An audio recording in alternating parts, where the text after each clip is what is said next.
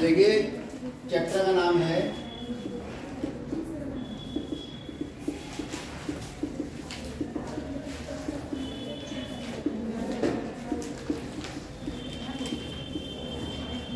पहले तो ये चैप्टर का नाम ही याद रखना है सबको। क्या लिखा है?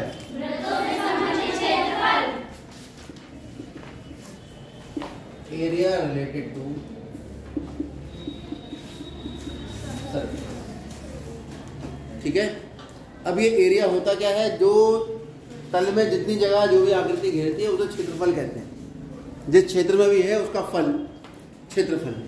तो वृत्त ये आकृति है वृत्त, और बहुत ज़्यादा चीज़ें वृत्त में होती नहीं है, केवल होता है केंद्र, और केंद्र से ये कहलाती है परिधि।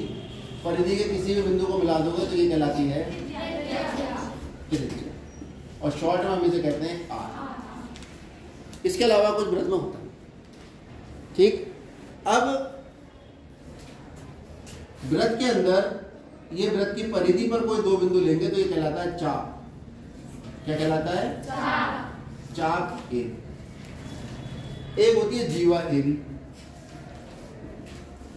जीवा होती है जब मैं ए और बी दोनों को मिला दूंगा, वृत्त पे स्थित किसी दो बिंदुओं को मिलाने से प्राप्त रेखाखंड क्या कहलाता है? जीवा। और ये जो है ये है चाप और ये है जीवा। अगर हमारे पास एक वृत्त है, उस वृत्त में हमने दो बिंदु लिए हैं, ये केंद्र O है।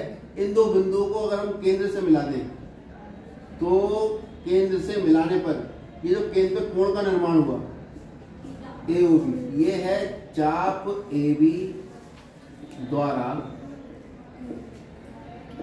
केंद्र पर। इस तरह से इसकी शब्दावली है अंतरित कोण। चाप AB द्वारा केंद्र पर अंतरित कोण, और इसको कहते हैं हम केंद्रीय कोण, और इसका नाम रख देते हैं हम, और ये है त्रिज्या। तो दो ही चीजें हमारे जो वृत्त है उस वृत्त के अंदर हैं, एक है त्रिज्या और एक है केंद्रीय कोण। वृत्त की त्रिज्याओं और चाप के बीच जो क्षेत्र घिरा है, इस क्षेत्र को हम कहते हैं त्रिज्या। क्या कहते हैं? त्रिज्यक। और अंग्रेजी में इसका नाम है सेक्शन। एक तो हम इसका क्षेत्रफल निकालें, ठीक है। उसका अपना एक सूत्र है, सबको याद है। क्या है सूत्र? वो पाई आर स्क्वायर थीटा बटे 360। दूसरा ये है, अगर ये वृत्त है, इस वृत्त पे स्थित किन्हीं दो बिंदुओं को अगर मैं मिलाता हूं तो जीवा आ जाती है। जीवा और वृत्त की चाप के बीच का क्षेत्र ये कहलाता है वृत्त। ये भी कहलाता है वृत्त,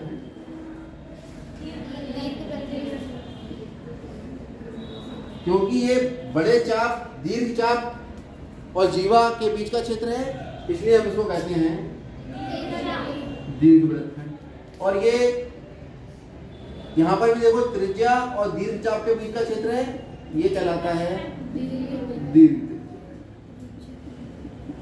दोनों में अंतर समझ में आ गया? वृत्तखंड और त्रिज्याखंड में क्या अंतर? ये त्रिज्याखंड है, ठीक। त्रिज्याखंड के क्षेत्रफल का सीधा सूत्र होता है, लेकिन वृत्तखंड के क्षेत्रफल का सीधा सूत्र नहीं।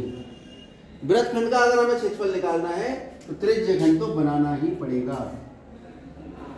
त्रिज्याखंड बनाइए, त्रिज्याखंड का क्षेत्रफल निकालिए, और उसमें से ये जो त्रिभुज बना जीवा और दो त्रिज्याओं की सहायता से, इस त्रिभुज के क्षेत्रफल को घटा दीजिए।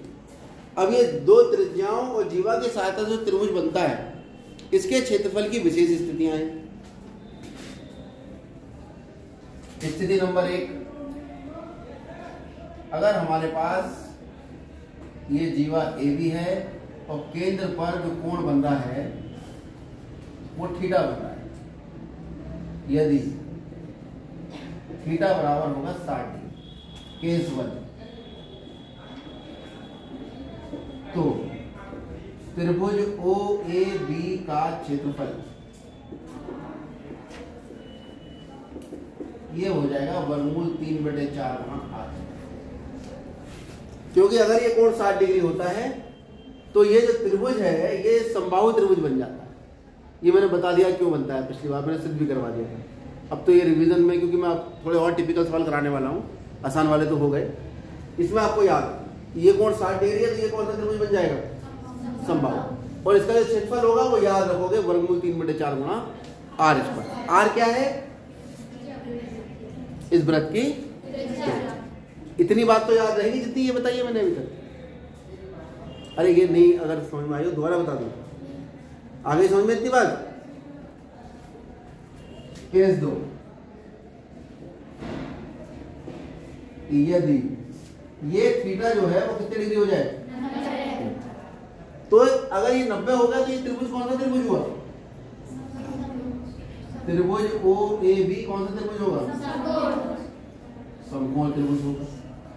तो त्रिभुज OAB कैसा त्रिभुज होगा, इसमें समबाहु होगा।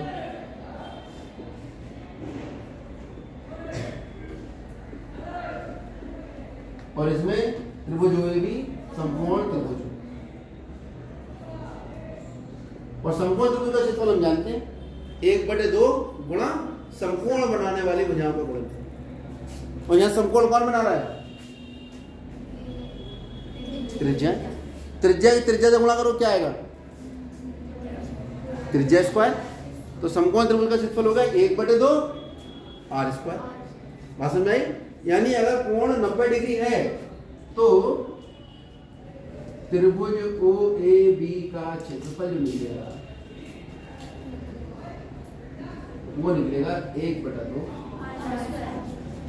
ये बात आपको रट लेनी है, याद समझा मैंने दी है, समझना है। इससे पहले वाले जो 2 वीडियो हैं उनको देख लेना, उसमें ये बात मैंने समझा भी दी थी ऐसा क्यों होता है। ठीक है, अब वो स्थिति समझने वाली निकल चुकी है। अब आपको क्या करना है, इसको याद रखना है। तो जो बच्चे समझ चुके हैं वो समझ के याद रखेंगे, और जिन्होंने नहीं समझा है वो डायरेक्टली याद रख लो, ज़्यादा दिमाग लगाने की जरूरत ही नहीं। ठीक है, अगर ये कोण 90 है तो इस त्रिभुज का क्षेत्रफल कितना होगा, 1/2। और अगर ये कोण 60 डिग्री है तो इस त्रिभुज का क्षेत्रफल कितना होगा, अंदर 3/4 गुणा r। अब त्रिज्यखंड के क्षेत्रफल का सूत्र रह जाता है,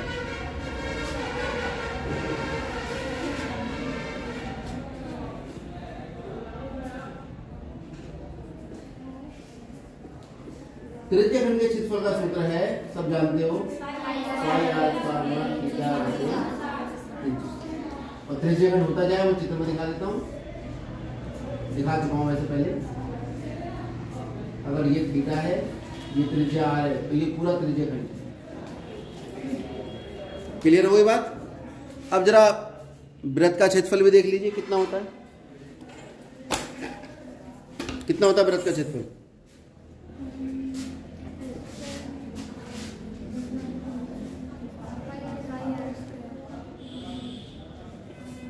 हमारे बच्चे उस सिद्धांत का पालन करते हैं जो हमारी भारतीय संस्कृति में कहा गया है, एक चुप 100 को हराता है।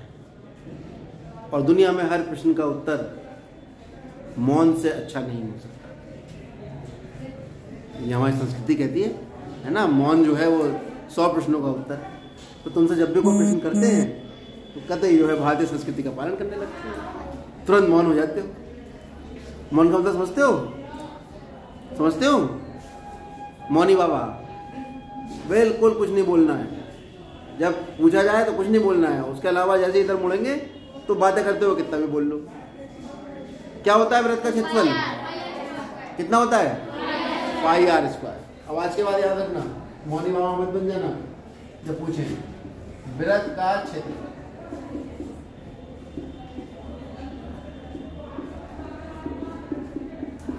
πr। मम्मी की बात ज़्यादा तो नहीं मानते तुम लोग। मम्मी कहती होंगी बेटा देखो ज़्यादा किसी के सामने बोलना नहीं है, और बेटा ज़्यादा चुप रहना, किसी को उल्टी से जवाब मत देना। ठीक है, तो सारे मम्मी की बात जो यहाँ में मान लेते हो। मुझे पूछो का जवाब ही नहीं आ रहा। क्या है वृत्त का क्षेत्रफल, अब आइए बात, मम्मी डांटेंगी नहीं तुम्हें, कोई नहीं बताया घर जाके, चिंता। अब वृत्त की जो परिधि है, ये है वृत्त की परिधि, यानी वृत्त की जो पूरी बाउंड्री है उसकी लंबाई को क्या कहते हैं हम? वृत्त की परिधि। किसे कहते हैं? जो ये वृत्त है हमारा, ये वृत्त इस बोर्ड पे जितनी जगह घेर रहा है, ये पूरी जगह, इसका जो फल है वो कहलाता है, वो इतनी जगह का माप है जितनी जगह ये घेर रहा है। वो कैसे निकलता है? पाई आर स्क्वायर। सेंटीमीटर स्क्वायर हो जाएगा अगर त्रिज्या सेंटीमीटर में, मीटर स्क्वायर हो जाएगा अगर त्रिज्या मीटर में। वो मीटर स्क्वायर होगा या सेंटीमीटर, ये किस पर निर्भर करता है? त्रिज्या। क्षेत्रफल को कहते हैं अंग्रेजी में area. Area of circle equal to pi. अब हम नापना चाहते हैं बाहर बाउंड्री कि भाई इसकी लंबाई कितनी है, यहां से शुरू करो, नाप के पूरा यहां तक आओ, इसकी लंबाई कितनी। अब गोल पैमाना दुनिया में बना नहीं, गोल पैमाना थोड़ी है हमारे पास तो ये पैमाना होता है। अब नाप के दिखा दो इसकी लंबाई, लो नापो। कैसे नापोगे? यहाँ तक की नापोगे, फिर ये टेढ़ी होगी। तो वृत्त की लंबाई बड़ा ऐसे नापती नहीं। हाँ, आप ऐसा कह सकते हो कि भाई ऐसा करो, एक धागा डालो, ऐसा यहाँ तक डाला और धागा फिर सीधा कर लिया काट के, उसको पैमाने पे रखिए और नाप लीजिए, ठीक है। लेकिन भाई हर बार जब क्वेश्चन आएगा तो धागा थोड़ी डाला जाएगा इसमें, ठीक। तो इसके बाहर जो लंबाई, इसकी जो बाउंड्री है, बाउंड्री समझते हो? इसकी जो ये वृत्त की बाहर सीमा है, ठीक है, इसकी लंबाई जो है उसको परिधि बोलते हैं। क्या बोलते हैं? परिधि। तो वृत्त की परिधि की लंबाई,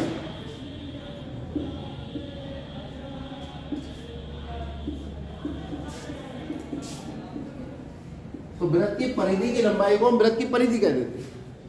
और वृत्त की परिधि होती है,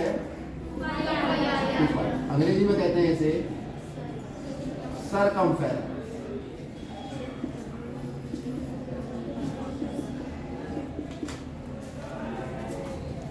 याद हो जाएगी स्पेलिंग सरकमफेरेंस की? कितने बच्चों को याद है?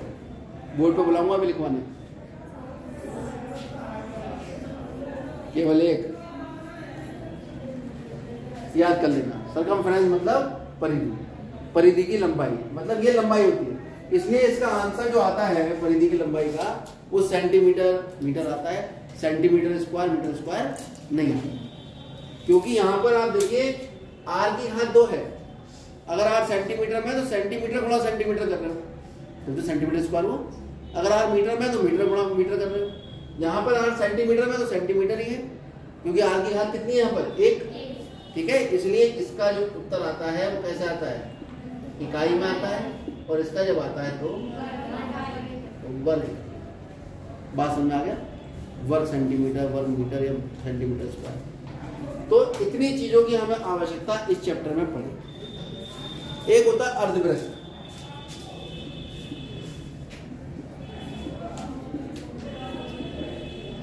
अर्धवृत्त का क्षेत्रफल। तो भाई सीधी सी बात है, वृत्त के क्षेत्रफल का आधा कर दो। अर्धवृत्त क्या होता है? वृत्त का आधा है, उसका क्षेत्रफल हुआ उसका आधा क्षेत्रफल। उसके बाद आएगी, ये बहुत महत्वपूर्ण, चतुर्थांश का क्षेत्रफल। जैसे ये हमारे पास वृत्त है, ये हमने इसका व्यास खींचा, तो इसने इसको 2 भागों में विभाजित कर दिया। लेकिन अगर मैं 90 डिग्री पे और व्यास खींच दूं तो वृत्त 4 भागों में बढ़ जाएगा। और प्रत्येक भाग क्या कहलाता है? चतुर्थांश। चतुर्थांश का क्षेत्रफल होता है 1/4 गुणा पाई। आप अगर चतुर्थांश का क्षेत्रफल सूत्र से निकालना चाहते हो, क्योंकि चतुर्थांश भी तो एक तरह से त्रिज्याखंडी है, इसमें 2 त्रिज्याएं और एक क्या है? चाप है। तुम बेटा कहाँ जमीन में चाप ढूंढ रही हो? और कहाँ देख रही हो? कहाँ है ध्यान तुम्हारा? किताब में कुछ नहीं मिलेगा, इधर देखो। ये 2 त्रिज्याएं हैं और ये चाप है। त्रिज्याएं और चाप के बीच का जो क्षेत्र त्रिज्याखंड कहलाता है। लेकिन ये विशेष त्रिज्य खंड है जिसका केंद्रीय कोण कितने डिग्री है? 90। तो अगर यहाँ 90 रखोगे तो 9 चौक तो भी यही आएगा 1/4 पाई आर स्क्वायर। ठीक है, आप चाहो तो डायरेक्ट भी यूज कर सकते हो इसको कि चतुर्थांश का क्षेत्रफल होता है 1/4 पाई आर स्क्वायर। मात्रा हिंदी में नंबर कट जाएंगे हमारे, आगे रंडे पाती। चलिए ये आप एक बार फिर से कॉपी में नोट कर लीजिए, ठीक, और उसके बाद हम आगे सवाल करें।